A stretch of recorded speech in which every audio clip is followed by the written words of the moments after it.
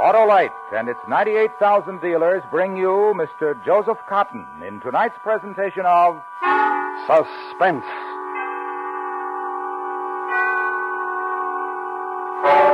100 years ago, this week, a group of brave men risked their lives in a desperate effort to save their fellow men.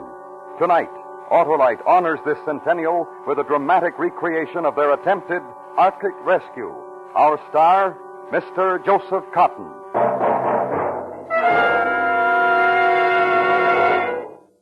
Hey, Harlow, what's in the package? the world's best Christmas present, Hap. Oh, for whom? My car. It's an Autolite Stay Full battery, the famous battery that needs water only 3 times a year in normal car use. That sure is a real present. Right you are, Hap. The Autolite Stay Full is always a real present for every car and every car owner because money just can't buy a better battery.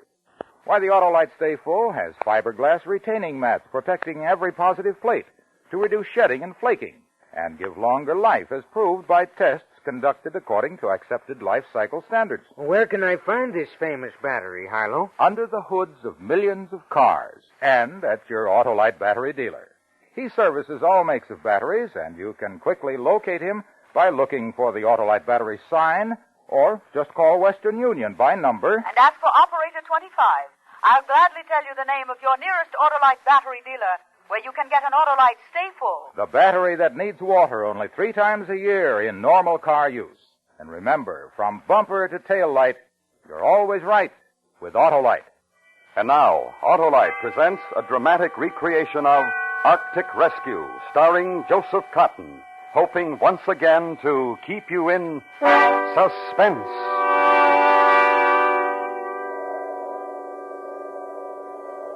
Picture this if you can. Christmas night. Miles and miles of endless, empty, broken white ice. An ice floe drifting somewhere in the vicinity of the 73rd parallel north of the Arctic Circle. Nothing but ice. That is, nearly nothing. If you look carefully through the winter night, you'll see 2 tiny, dark blemishes, the figures of 2 men. One twisted in an unconscious heap is our skipper, Jonathan Blake. The other figure, Gerald Stewart, first mate, me. It makes a good, sorry picture. Civilized men in a primitive wilderness of ice waiting helplessly for death. Aye, a sorry picture.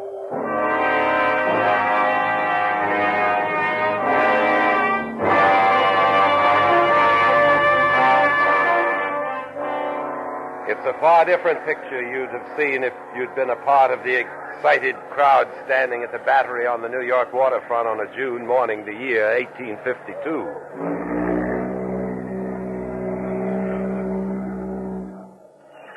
The moment of departure? Aye, Lady Franklin, we must take the high tide. May God in his great mercy protect you and your men from the perils which await you. The men are prepared for hardships, Lady Franklin. We shall succeed where the others have failed in ending the mystery of the Erebus and Terror. Aye, and back to Aberdeen in time for a Christmas feast. And we'll prepare a Christmas celebration your men will never forget, Captain. We're leaving for England next week. I shall pray for you, Mr. Stewart. For all of you. Thank you, Miss Craycroft. I'll stand many a watch out at sea thinking of last night. The ball, dancing, and you. That is, all of us will, I mean. What my first mate is trying to tell your niece, Lady Franklin, is how grateful the officers and crew are for the farewell ball you held in their honor last night. I'm the grateful one, Captain Blake. Please bring them all home safely. Oh, come now, Lady Franklin, no need for worry. The Jessica's a sturdy ship, and the men are in good health and lofty spirits. We'll be back by Christmas, you'll see. The tide will change. We must be on our way. Then goodbye and good luck, Captain. Goodbye, Lady Franklin. Miss Craycroft. Goodbye, Captain Blake. Goodbye, Mr. Stewart. Godspeed. Thank you. We shall see you in Aberdeen Christmas week. Let's get aboard, Mr. Stewart. Yes, sir. Bye, Lady Franklin. Starkey? Yes, sir. Drop the gangway. Yes, sir. All hands at their mooring stations, Mr. Stewart. Yes, sir. I'll then pass the orders to cast off. Aye, sir. All hands, prepare to cast off. All hands, prepare to cast off. Let go, 1 and 2. Let go, Let go 3 and 4. Let go 3 and 4. Ship's underway, sir? Aye. Well, Mr. Stewart, fill your eyes with the sight of New York. The last of it you'll be seeing for some time to come. Aye, good long time. I am, sir. As the Jessica moved slowly to the outer harbor, I watched a tiny, delicate white dot in the crowd at the wharf. She stood there beside Lady Franklin, waiting. And I watched until the morning fog erased the sight of the New York waterfront.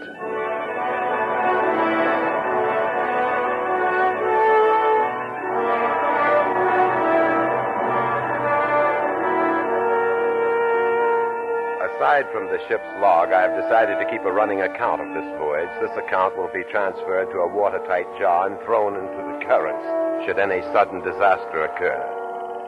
The first 3 weeks of navigating north were merely a matter of settling down to ship's routine. On June 30th, after officers' mess, we sighted Point Farewell on the Greenland coast.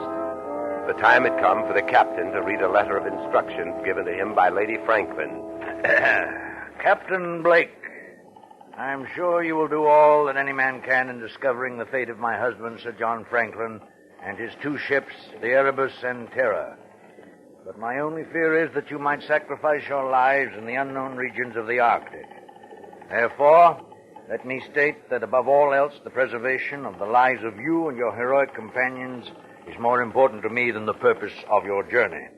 May God in his great mercy preserve you all from harm amidst the perils which await, and restore you to us safely and in health, as well as honor. Your sincere and attached friend, Jane Franklin. Well, these are the only written instructions I have, gentlemen. Now then, Mr. Stewart, the map, please. Yes, sir. Well, there it is, gentlemen, the most recent Admiralty map of the Arctic regions that we are approaching. Aye. Now it's almost completely blank. Aye, Mr. Halliday, thousands of miles of uncharted wilderness. And somewhere in that frozen tundra, Sir John Franklin and his men vanished. Aye. Our search will begin tomorrow when we drop anchor in Godhab. We'll pick up our ice pilot, Mr. Patrick Hansen, some additional supplies, and then make for the Arctic Circle. Arctic Circle? Sounds like the edge of the world, eh, Stuart? A little frightening, too. You frightened? Mr. Halliday, if I were you, I'd respect Mr. Stewart's fear for what lies before us. Captain, I was just thinking. If Franklin was looking for the Northwest Passage, he'd probably make an approach through, here. Through Lancaster Sound. Ah. Then he must have passed Ponds Bay, here. And according to our information, they're Eskimos at Ponds Bay. They might have seen his ship enter Lancaster Sound. If they did, then we'll have something to go by. I hope Mr. Hansen understands the Eskimo dialects. They can tell us much. I don't see how we can cover all this territory and get back by Christmas, Captain. We have no choice, Mr. Stewart. If we get caught beyond the Arctic Circle after the summer months, we may never get back. Never? Aye. In the winter, the seas are covered with great ice floes. And once a ship is frozen in those latitudes, it'll stay there until the summer thaw. You can't imagine the horrors we'd endure in an Arctic winter, Mr. Halliday. I suppose not. Franklin and his men were probably frozen in for the winter. And they were never heard from again. Exactly. Well, that'll give you a brief idea of what we're in for, gentlemen. We'll know more after Mr. Hansen comes aboard. Any questions? I have nothing but questions, Captain. I wish I had the answers, Stewart.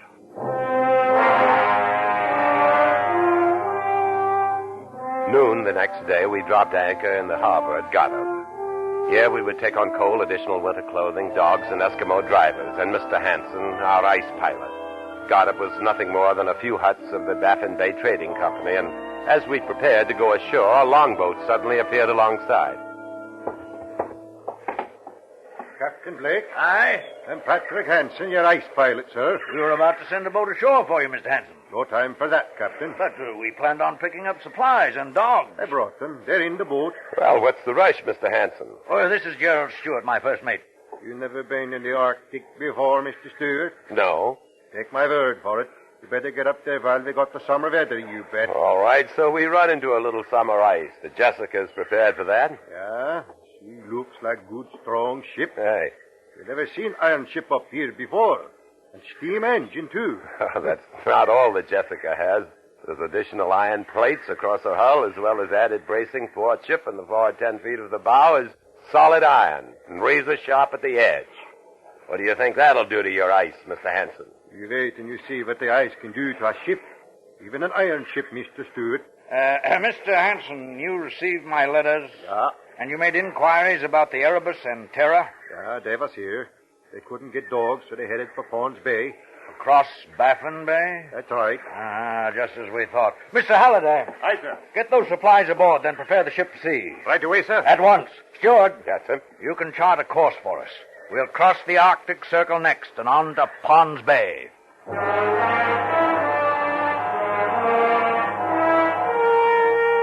We set a north by northwest course, leaving the last outpost of civilization behind us, and crossed the Great Baffin Bay. On July 4th, we crossed the Arctic Circle without ceremony. Then we had ice freezing on deck and in the rigging. A day later, we saw our first floating iceberg. For this time of year, we should not have seen either one.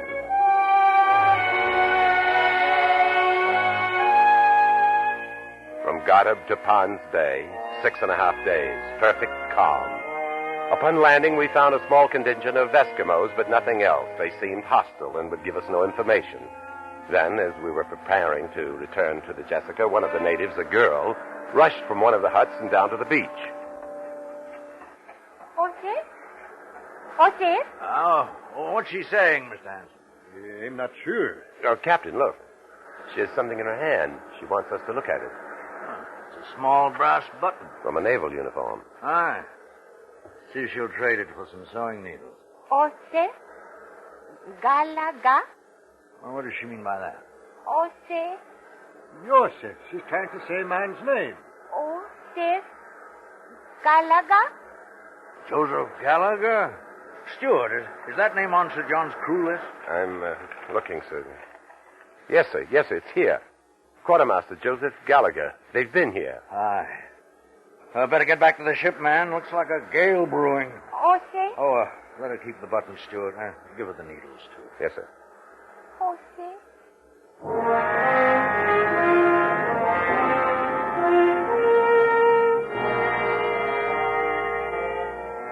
After leaving Pond's Bay, 2 months passed without incident. Then we entered Lancaster Sound and approached the scarcely charted islands along Barrow Strait. There we encountered great mountains of floating ice, and we had only a few hours of twilight each day. We crossed the 75th parallel and north into Wellington Channel to Bathurst Island, the last of the charted islands on my maps.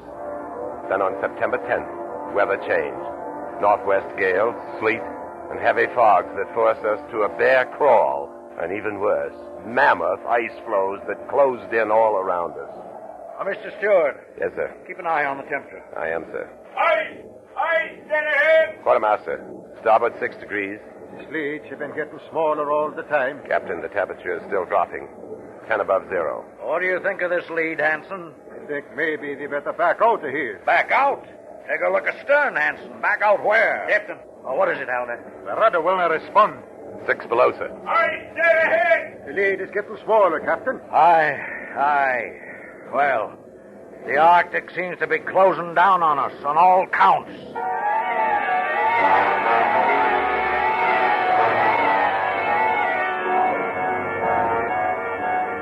The walls of the lead moved in closer until a man could jump to the ice from either side of the ship. And then the Jessica was cutting through the ice, making her own lead, but slowly we lost speed.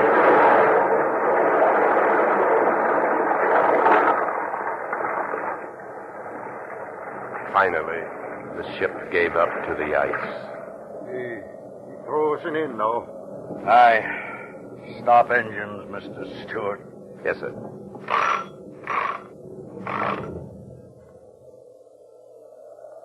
Well, Captain Blake, looks like they can forget about looking for Sir John Franklin in his ships.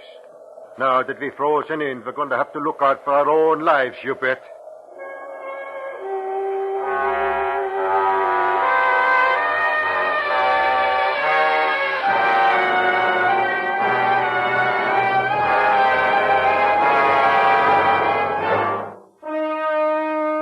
Autolite is bringing you Mr. Joseph Cotton in Arctic Rescue. Tonight's presentation in radio's outstanding theater of thrills, Suspense.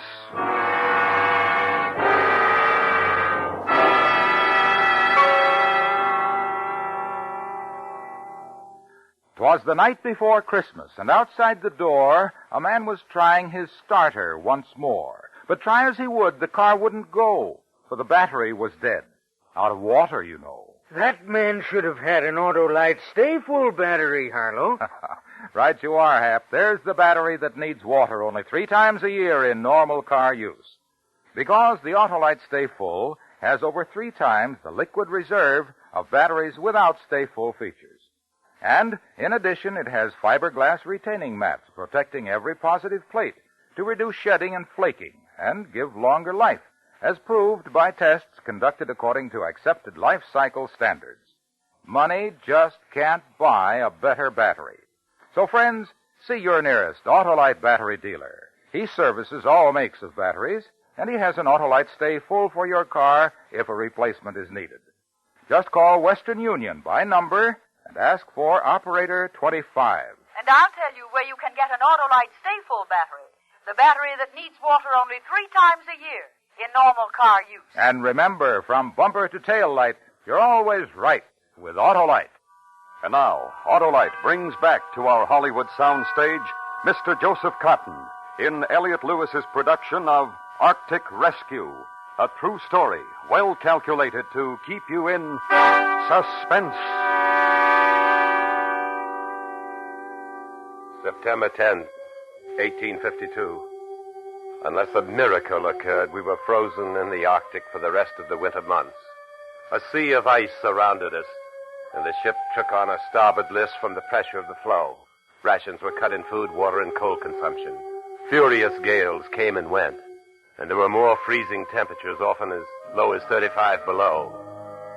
The doctor was a busy man. Nearly all hands suffered from frostbite, many from gangrene. Conditions aboard the Jessica were deplorable. I thought they couldn't get worse. October came, November, December, and we thought of home and the holidays and of Lady Franklin and Miss Craycroft sitting alone at the Christmas feast that was to be held in our honor. On Christmas Day, the cook outdid himself. We had a feast aboard the Jessica on the last of the salt pork and beef. And with the last of the Allsop's ale and minced meat, the cook made pies. And we had us a celebration, Christmas Day, 1852. Men, the captain has a word to say. I dropped below to offer you my greetings on this holiday and to wish you a much happier Christmas next year. Thanks, Captain. And you.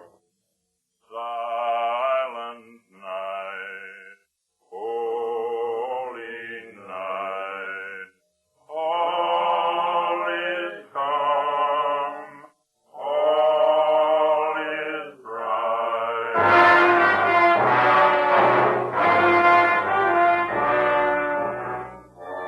Christmas Eve, 1853, 1 year later.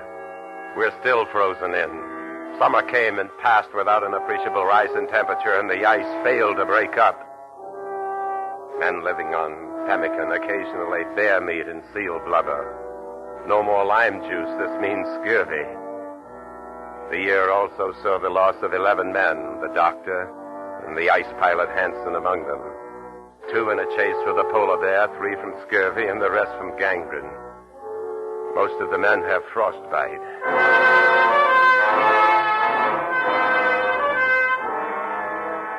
Our second Christmas in the Arctic.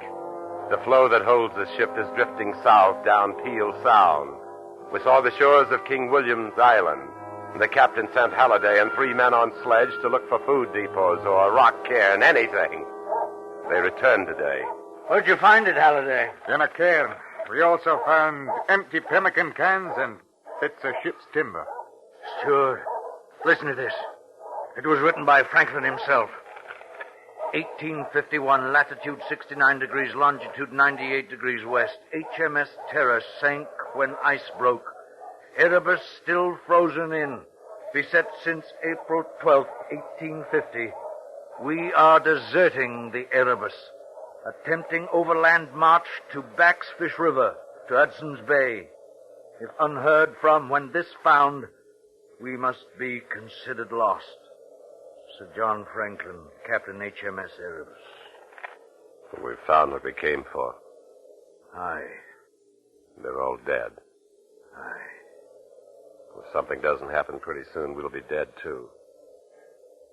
Makes for a very Merry Christmas, Captain. Captain. I heard it. It's the ice. Breaking. How long do you think our iron plates will last against this, Captain? Great cracks opened in the ice, and then out of the water through the openings, another great mountain of ice would rise. Great slabs of surface 100 yards wide, shattered, upended, and sank into the churning water. All around us, great jagged fingers of ice crashed up. All hands abandon ship! Stewart, get your chops. We're going out on the ice, too. Yes, sir. I could feel the ship jarring loose under me, and suddenly the Jessica, red sharply, throwing me across the deck. The last sound in my ears was that of the Jessica tearing loose from the ice.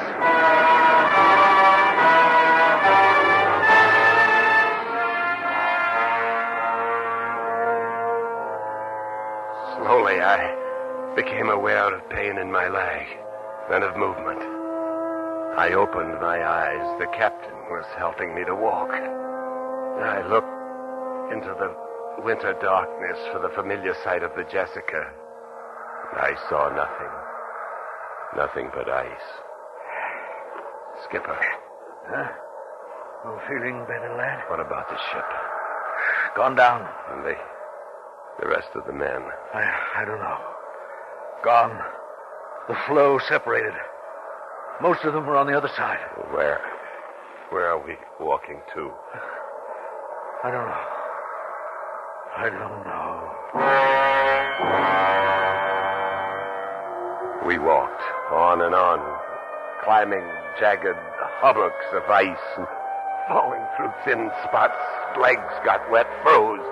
We beat the ice off, and we kept walking in circles through the Arctic night. Endless circles. We'll rest a bit. Let's rest. Sleep a bit in the ice. Warm, comforting ice. No, don't sleep. My eyes grew heavy. I craved sleep. But the sleep was to die. I was ready. In the sky over the horizon, a star. The night was overcast. There were no other stars, just one. Bright in the distance. I could see it. I stood. It was still there. A bright star over the horizon. Captain! Up! On your feet, Captain! We're going to keep walking. Walking? Where? There.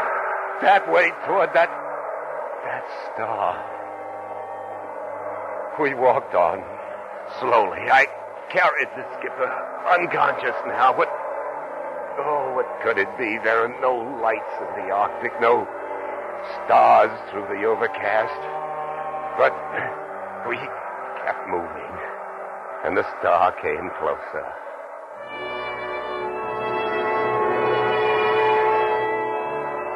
I couldn't believe what suddenly appeared.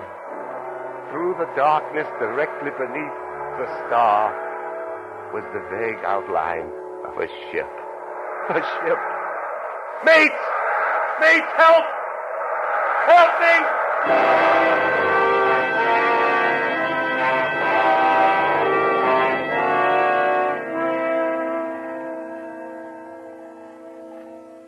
He's coming out of it. Stewart. Stewart. The ship. I saw Starkey. Halliday. In the flesh. I saw a ship. I know. You're on it. See? But where did did it come from? Not the Jessica? I know. That's the Erebus, one of Franklin's ships. The one they deserted. Erebus? Where did it come from? Well, there we were. All of us, except you and the captain lying on that flue after the Jessica went down, ready to die just as we thought you had.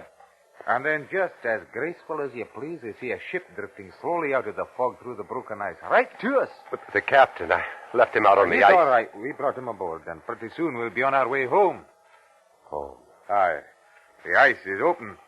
We can get out. The Erebus will take us back. Now, how's that for a Christmas surprise? I followed a star. What? He's sleeping. What was that he said? He followed the star? Aye.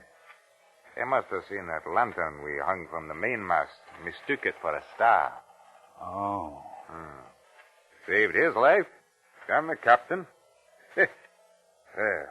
Being that it's still Christmas, I guess you could call it a miracle, eh, Starkey? I guess you could at that, sir.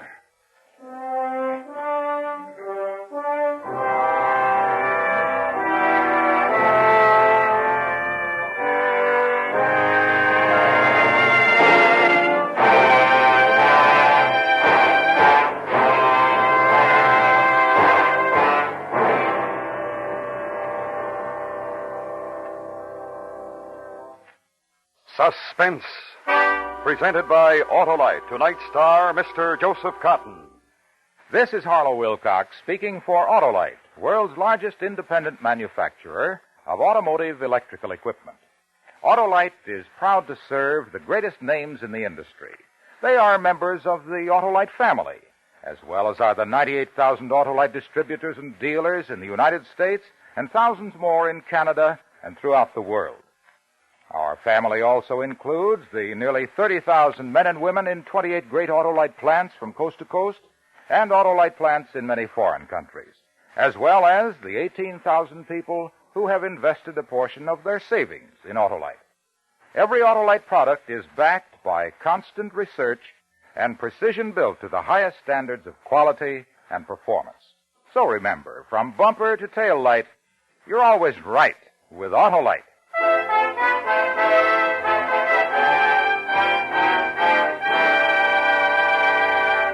Next week, a story from your morning newspaper. The dramatic expose of narcotics peddling among teenagers, as reported in Melody in Dreams. Our star, Mr. John Lund. That's next week on Suspense. Suspense is produced and directed by Elliot Lewis, with music composed by Lucian Morowick and conducted by Lud Gluskin. Arctic Rescue was written for Suspense by Gus C. Bays. Featured in tonight's cast were Joseph Kearns, Norma Varden, Lillian Bayef, Fred Mackay, Barney Phillips, Clayton Post, and Ben Wright. Joseph Cotton can currently be seen in the Burt Friedloeb production, The Steel Trap, a 20th Century Fox release. Remember next week, John Lund in Melody in Dreams.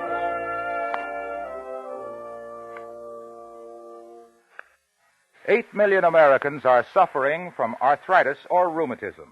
Recent medical discoveries have given these people hope of cure from this crippling disease. You can help make this hope a reality by mailing a contribution to Arthritis, care of your local postmaster. Friends, on behalf of the entire Autolite family and all of us on Suspense, this is Harlow Wilcox wishing all of you a very Merry Christmas. Good night. This is the CBS Radio Network.